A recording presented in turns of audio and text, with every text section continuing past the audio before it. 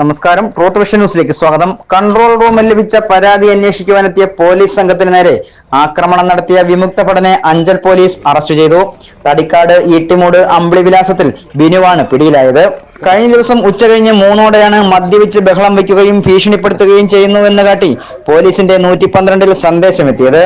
ഇതിന് പ്രകാരം അഞ്ചൽ പോലീസ് സ്റ്റേഷനിലെ ഗ്രേഡ് എസ് ഐ ഉദയകുമാറിന്റെ നേതൃത്വത്തിലുള്ള പോലീസ് സംഘം സ്ഥലത്തെത്തി. തുടർന്ന് ബിനുവിനെ പോലീസ് സ്റ്റേഷനിലേക്ക് കൂട്ടിക്കൊണ്ടുവരുവാനായി ജീപ്പിലേക്ക് കയറ്റവേ പോലീസിന് നേരെ കല്ലെറിയുകയും സീനിയർ സിവിൽ പോലീസ് ഓഫീസറായ ജോസഫിന്റെ കൈപിടിച്ച് തിരിക്കുകയുമായിരുന്നു. മറ്റു പോലീസുകാരെ മർദ്ദിച്ച് നിലത്തിടുകയും ചെയ്തു.